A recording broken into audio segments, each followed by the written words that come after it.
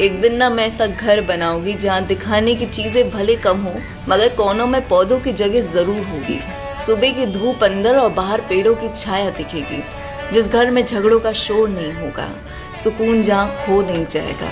दोपहर जो रात के डर से नहीं थामेगी और बिस्तर पे आंसू की नहीं फिर आराम की अंगड़ाइयाँ ली जाएगी।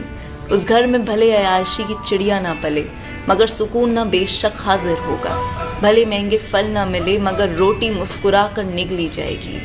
दीवारें फिर मेरी चीखेगी नहीं चहकेगी। एक दिन मैं ऐसा अपना घर बनाऊंगी। एक दिन मेरा अपना घर।